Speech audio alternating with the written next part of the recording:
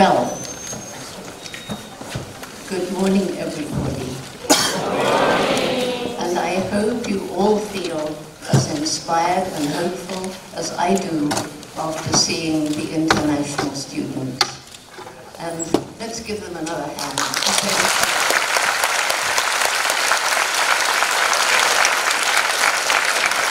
It actually brings tears to my eyes to think what's happened since Roots and Shoots began in 1991.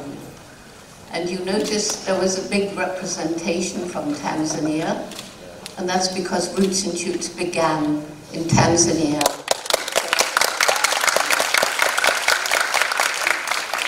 But I'll come back to Roots and Shoots presently. I must check on the time again. I'm not used to not having a podium. And I've got 40 minutes, so okay. So I want to spend a little moment telling you how it is that I got to be doing what I'm doing now. How did it all happen? A little girl born in England to a family with very little money. My grandfather, whom sadly I never met, was a congregational minister, so I was brought up as a Christian. And when I was only 5 years old, World War II broke out. And that had a big influence on my young life, because from a very early age, I was learning about war and some of my friends and family being killed. I was born with a love of animals. People say, Jane, how did you come to love animals? I was born that way. And I had an amazing mother, a mother who supported this love of animals. She didn't even get angry when she came to my bedroom. I was 1.5 years old, and I do not remember this story, but she tells me, she said, Jane, you were sitting up in bed, and you were looking down, and you had so much interest and so much curiosity. And she went over, and there in my bed was a big handful of wriggling earthworms. Instead of getting angry and saying, oh, throw those dirty things out, she just said very quietly, Jane, if you leave them here, they'll die. They need to be outside. And so we took them back into the garden.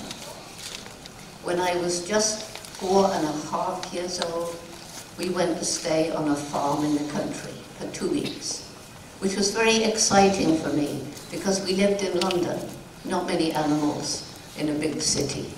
But now I was meeting cows and pigs and sheep face to face. No cruel, intensive factory farms back then. They were out in the fields, the way animals should be. And I was given a job to help collect the hens' eggs. And so every day I would take my little basket and I would look in the nest boxes, pop the egg into my basket. Apparently I began asking everybody, where does the egg come from? And nobody told me. I remember seeing a hen climbing up into a hen house and thinking, she's going to lay an egg. And I crawled after her, which was a big mistake. With squawks of fear, she flew out. But now I'm on the path of discovery, and this is the important thing. Now I'm going to find out. I waited in an empty hen house, and I waited, and I waited, and I waited, which was fine for me, but my family had no idea where I was. And they even called the police. I was gone for 4 hours. But my patience was rewarded, and a hen came in and laid an egg. And I don't know who was more excited, me or the hen.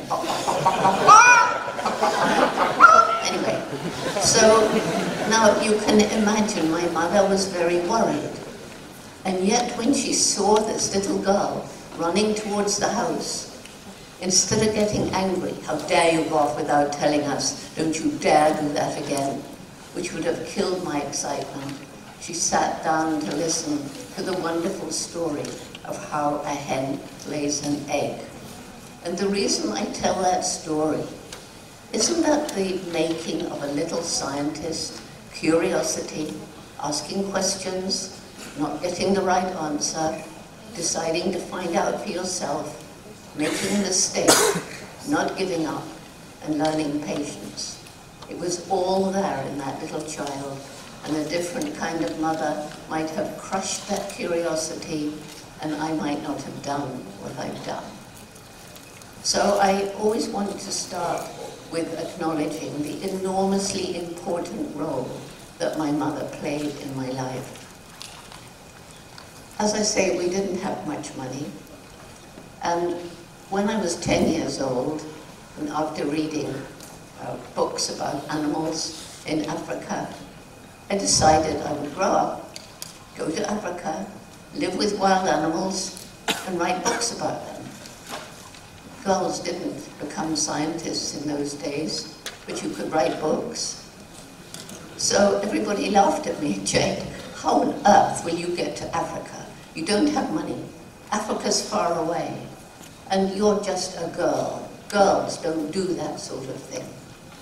But my mother said, Jane, if you really want this, then you must work really hard. You must take advantage of every opportunity, but don't give up. So that is a story I have shared with young people, particularly in disadvantaged communities all around the world. And I wish my mother was alive so that she could know how many people have said to me or written to me, Jane, I want to thank you because you've taught me that because you did it, I can do it too. And I sometimes have a feeling that she does know. I think she does. Anyway, I left school, no money for university, money for a secretarial course, boring shorthand and typing and bookkeeping. But I did it, I had to get a job, and then came the opportunity, a letter from a school friend inviting me to Kenya to stay with her for a holiday. Couldn't save up money in London, so I found a job in a hotel around the corner from my home and worked as a waitress. Very hard work.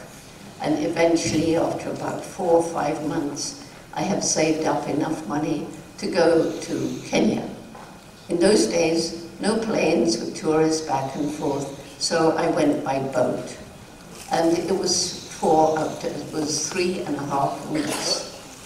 The first place I set foot on African soil was Cape Town, South Africa.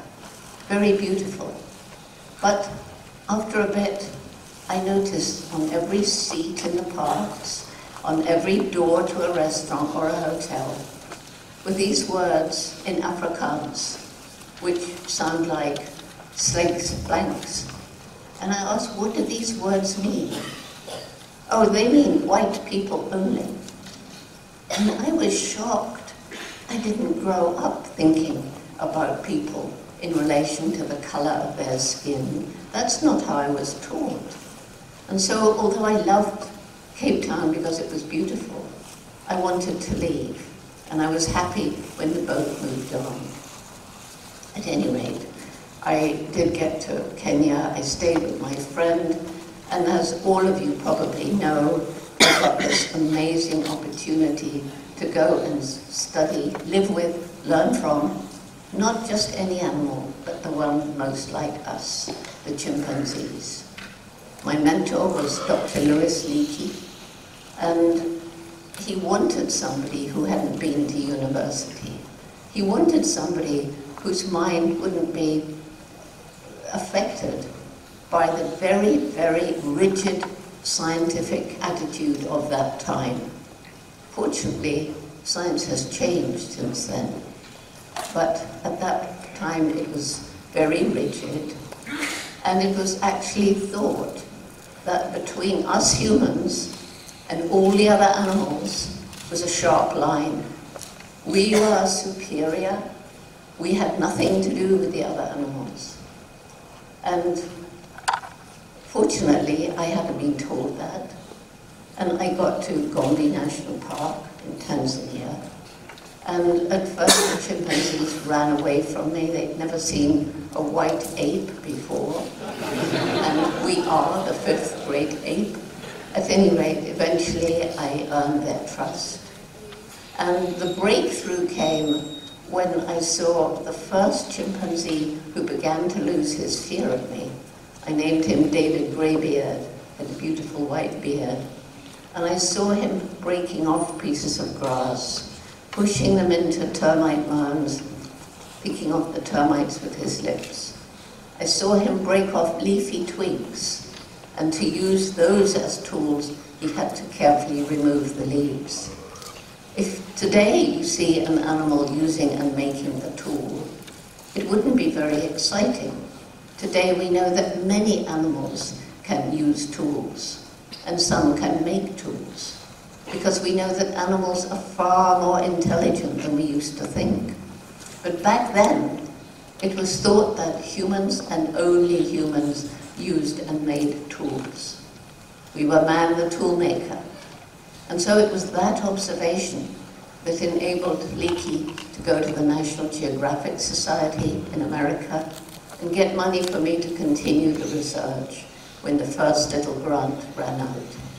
And they also sent a photographer and filmmaker, Hugo van Lauwijk, to record what I was beginning to find out about the chimpanzees.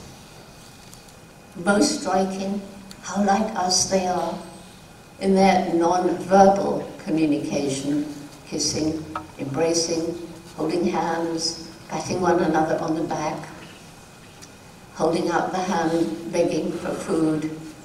And when males are competing for dominance, there's a lot of swaggering and bluffing. Some are more aggressive than others. Sometimes it reminds me of some human male politicians. No names mentioned. But I was fascinated too in the behavior of mothers and their offspring. If we look back over the years now, we're coming up to our 60th year of research in Gombe National Park. And if I look back over all the years, we find there are good chimpanzee mothers and less good chimpanzee mothers. And the good ones are affectionate, protective, not overprotective, but the most important thing, they are supportive. They support their young ones, just like my mother supported me.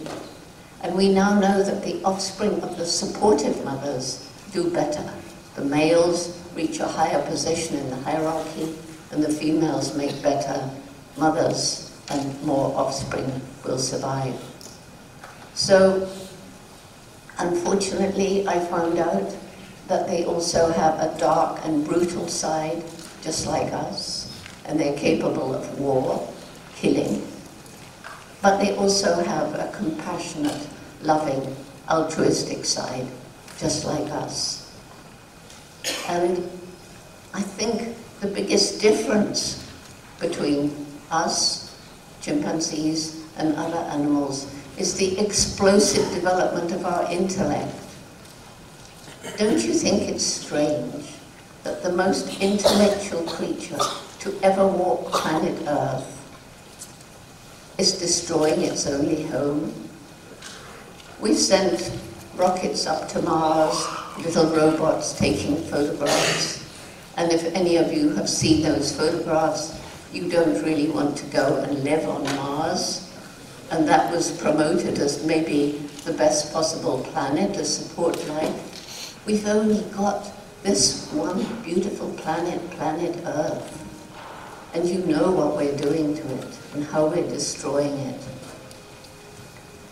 It was when I realized at a big conference where we brought chimpanzee researchers together, when I realized that chimpanzee numbers across Africa were dropping, that their habitat, their forest habitat, was being destroyed, that there was the beginning of the bushmeat trade, that's the commercial hunting of wild animals for food. Chimpanzees, so like us, they can catch our infectious diseases. Human populations were growing, moving further into the forest. Foreign logging and mining companies were coming in, moving further into the forest, destroying more of the forest, and carrying with them the risk of diseases to which the chimpanzees had built up no resistance. And at this conference, I arrived as a scientist. By that time, Leakey had made me go to Cambridge University in England to get a PhD, even though I didn't have a BA. And I finally got my PhD, even though at the beginning, the professors told me I'd done my whole study wrong. I shouldn't have given the chimpanzees names. They should have had numbers. That was scientific. And I couldn't talk about them having personalities or minds capable of thinking. And certainly I couldn't talk about them having emotions like happiness, sadness, fear, despair, because those were unique to us. But fortunately, because the chimpanzees not only behave like us, but they're biologically like us. We share 98.6 of the structure of our DNA with chimpanzees. And so eventually science began to come out of its closed box and realize, no, we humans are not the only beings with personalities, minds, and emotions. And of course, I'd learned all that as a child from my childhood teacher. And that teacher, with whom I spent hours and hours, was my dog. You can't share your life in a meaningful way with any animal and not know, of course, animals have personalities and minds and emotions. When I left that conference, having learned about the plight of the chimpanzees, I went as a scientist, I left as an activist. I knew I had to do something to help, but I didn't know what to do. First of all, I got a little bit of money and went out to Africa to learn more about what was happening to the chimpanzees in different parts of their range. And indeed, I learned a lot. But I also learned about the problems faced by so many of the African communities living in and around chimpanzee habitat. I flew over the Little Gombe National Park. In 1960, it was part of what we called the Equatorial Forest Belt, a forest that stretched from East Africa through the Great Congo Basin to the West African coast. And when I flew over in 1990, I looked down on a little island of forest surrounded by completely bare hills, more people living there than the land could support, too poor to buy food from elsewhere, struggling to survive. And that's when it hit me, if we don't do something to improve the lives of the people, there's no way we can even try to save the chimpanzees. And that's when the Jane Goodall Institute began our program, Take Care, or Tukari as it's known as. And it's a very holistic program, and working to restore fertility to the overused land, having the villagers themselves choose to set aside land for regeneration of the forest, because when you cut down the forest on steep slopes, you have terrible soil erosion. And we also worked with the Tanzanian authorities to improve education and health facilities. We introduced water management programs. We introduced what I think has been the most successful innovation, microcredit programs for mostly women, based on Muhammad Yunus's Grameen Bank. Yunus took me to Bangladesh. I met the women who'd been helped by his vision, and I knew we had to try this in Tanzania, and it worked. And so we also provide family planning information and scholarships to keep girls in school after puberty, because all around the world, as women's education improves, as women are empowered, family size tends to drop. don't you find it strange that it's seriously believed that right around the world we can have unlimited economic development, unlimited development of our shopping malls and all these things, on a planet that has finite natural resources? And in some instances, the natural resources are being taken more quickly than Mother Nature can restore them. Our Takari program was so successful. We began working with the villagers, teaching them how to use smartphones. They monitor the health of their forests, their village forest reserves. And all this information which they record goes up onto a platform in the clouds, Global Forest Watch. It's transparent. And we now have programs similar to Takari in 6 other African countries, including Burundi and Uganda. We have representatives from both those countries here today. And so all of this costs money.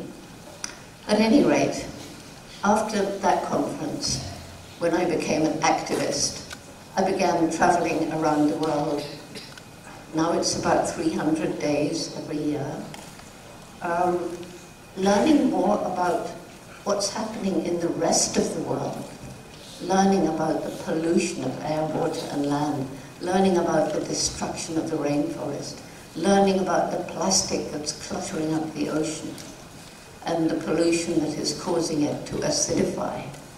Finding out that the 2 great lungs of the world, the forests and the ocean, are being destroyed.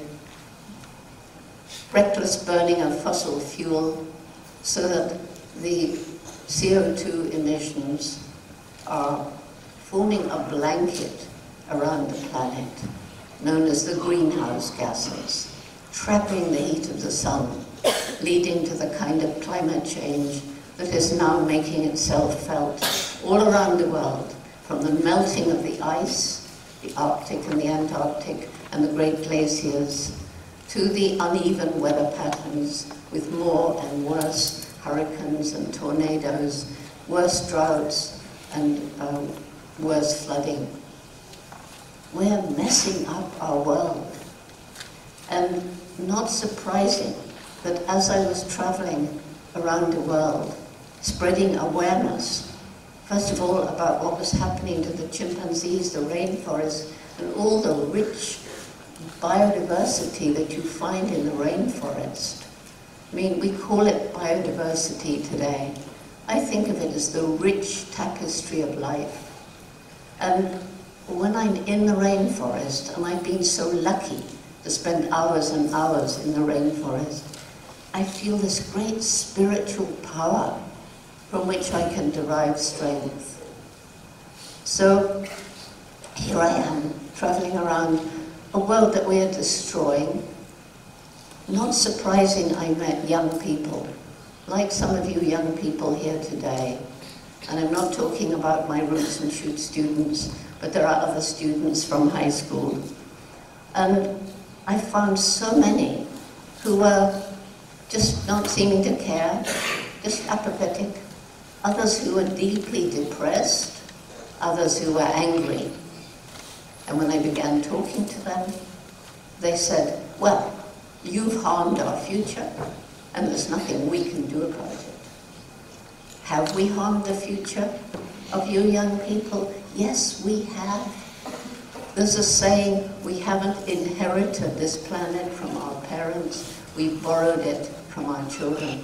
But we have not been borrowing our children's future, we've been stealing it, and we're still stealing it.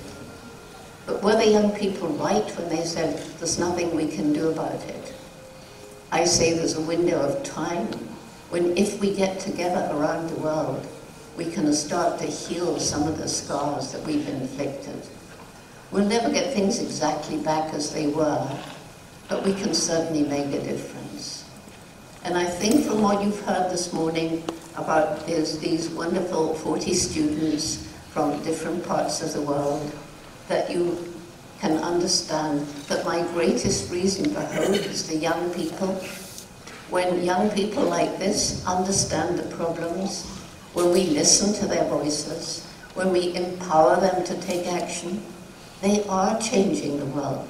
It's not just that you can, you are changing the world. And Roots and Shoots is now in nearly 80 countries. It's got members in kindergarten and university and everything in between. And they choose their own projects, but one to help people, one to help animals, one to help the environment.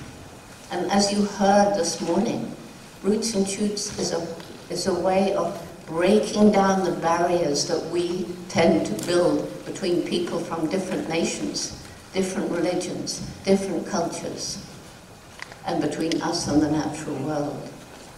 And Roots and Shoots is helping young people to understand that we are one human family. And we may have different colored skin, we may wear different clothes, we may worship God by a different name, but if we fall and cut ourselves, the blood is the same. If we cry, our tears are the same. If something makes us laugh, we get that same wonderful feeling of having a good laugh. We are one human family. And this came up this morning. And so for me, Roots and Shoots is my greatest reason for hope. But then there's the human brain. We are now beginning to use our brains to create technology that will enable us to live in harmony with nature instead of always destroying nature. And we're beginning to think how in our own individual lives we can leave lighter ecological footprints. We have choices every day. What do I buy? What do I eat? What do I wear? Where did it come from? How was it made? Did it harm the environment? Did it cause suffering to animals, like the intensive animal farms? Is it cheap because of child slave labor? And if we start making ethical choices, hundreds, thousands, millions, billions will start moving towards the kind of world that will be a better world to leave to our grandchildren. And there are some people in this world who can make choices that will affect millions of people just by the stroke of a pen. And if we can get more business and more politicians to embrace the idea of thinking about future generations when decisions are made, and not just about how will this affect me now, how will this affect the next shareholders meeting, how will this affect my next political campaign, then again we start moving even more quickly towards a better kind of world for the future. Next reason for hope, the resilience of nature. And if you fly over Gombe now, you won't see bare hills. The trees have come back.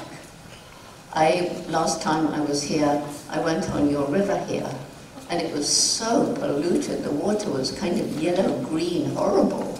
I wouldn't have jumped in it for anything. But now I hear it's much, much cleaner. And we all know places that we have destroyed and made ugly, but with time and maybe some help can become beautiful again. My next reason for hope, social media, used in the right way. Because for the first time in human history, we can bring together people's voices from around the world, calling out about what they care about one single issue, whether it's climate change, or whether it's women's empowerment, or whatever it is. And there's strength when you know that all around the world, people care about what you care about. And then finally, the indomitable human spirit. The people who tackle what seems to be impossible and won't give up. Like Nelson Mandela, who came out of 17 years of hard physical labor with the amazing ability to forgive, so that with de Klerk, he was able to end that terrible regime of apartheid that hurt me so much when I first landed in Cape Town. And then there are people with severe physical disabilities And yet they're out there, they're inspiring all around them, they're proving that the human spirit can overcome physical disabilities. There are people who perhaps came into a country as a migrant with nothing, fleeing violence in another country, and somehow they get their lives together and they get perhaps a little store, and in spite of all the misery that they've been through, and maybe the hostility they've faced when they arrived in a new country, if you go and smile at them, they smile back. This indomitable human spirit. And so those are my reasons for hope. But to end where I began my reasons for hope, it's the young people. Listening to you this morning and knowing a lot about what you're doing, thanks to Kelly and her team from Taipei, it's the most empowering for me. It's what gives me the courage to go around the world talking about hope in a world that seems sometimes so hopeless, so depressing, whether it's the environment or whether it's the political system, whether it's the war, whether it's the poverty, whether it's the corruption. The world can seem a very bleak place. But then I think of all the young people. And if our young people lose hope, we may as well give up. If you don't have hope, why bother? And so, carry on with business as usual. Eat, drink, and be merry, but tomorrow we die. But it's not like that. And I, for one, will never give up. And I know that these young people who you saw this morning and heard from this morning, they will never give up. And they will go back to their countries, and they will spread what they've learned here. They will share what they've learned about sustainable development, and that will increase the circles of hope wider and wider. And there are those of you here from other countries, from other universities. Just imagine if you also bring in young people from other countries, and this interaction between these groups of young people being given this wonderful opportunity to study here. So there's the hope for the future, that we all give whatever we can to make this a better world, share whatever gifts we've been given, and never give up. So thank you so much for the opportunity for me to come and talk with you all, and especially thank you, this university, for giving these 40 students a reason to hope. Thank you.